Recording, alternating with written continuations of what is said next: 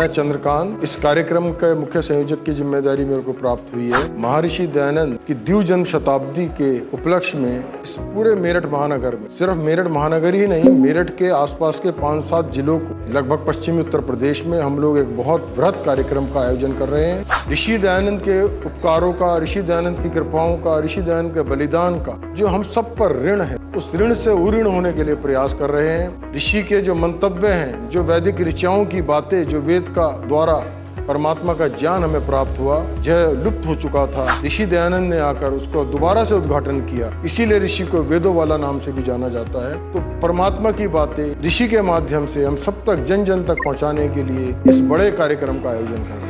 हम सबके जीवन में ऐसा अवसर सिर्फ एक बार ही आएगा कि हम ऋषि की शताब्दी वर्ष में हम लोग इस तरह के आयोजन में एक पात्र बन सके। तो हमारा प्रयास है कि हम सभी लोग, जितने आर्य विचारधारा के लोग हैं, जितने आर्य का मतलब है श्रेष्ठ, बाकी सभी लोग जितने भी आसपास हमारे संबंधित हो सकते हैं, जितनी भी समाजें हो सकती हैं, जितने संबंधी हो सकते हैं, उन सबको इस कार्यक्रम में जोड़कर, जो हमारे यहाँ वैदिक विद्वान आएंगे, जो हमारे राजनेता लोग आएंगे, वो ऋषि के बारे में क्या विचार रखते हैं, वैदिक संस्कृति के बारे में क्या विचार रखते हैं, जो हमारी युवा पीढ़ी है उस तक वो बात पहुंचाने का हमारे को प्रयास करना है। क्योंकि युवा पीढ़ी के सामने बहुत सारे आकर्षण आज की तारीख में बिखरे पड़े हैं। बहुत सारी बातें, बहुत सारी चीजें ऐसी चल रही हैं जिससे कि युवा पीढ़ी दिग्भ्रमित भी हो सकती है। उसको दिशा देने के लिए हम लोगों को विशेष प्रयास, विशेष सत्र हम लोग आयोजित कर रहे हैं। तो ये हम काम अपना इसी तरह से कर रहे हैं कि सारा पूरा समाज लाभ हो, समाज के हर वर्ग का लाभ हो। तो उसी लिए हमने ये आयोजन रखा है। इस आयोजन के लिए मेरठ के सैकड़ों आर्य लोग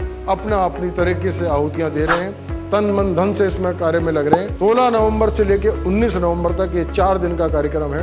विस्तृत कार्यक्रम है जो कि जिम खाना मैदान महाराणा प्रताप प्रांगण में आयोजित होने जा रहा है। और सभी लोगों से मैं आग्रह करता हूँ इस टीवी चैनल के माध्यम से इस कार्यक्रम में शामिल होकर, सम्मिलित होकर, वेद की ऋचाओं के माध्यम से, वेद के ज्ञान को, जो परमात्मा का ज्ञान है, उसके माध्यम से अपने जीवन में नई जागृति पैदा करें और जीवन के सही अर्थों को समझने का प्रयास करें। धन्यवाद।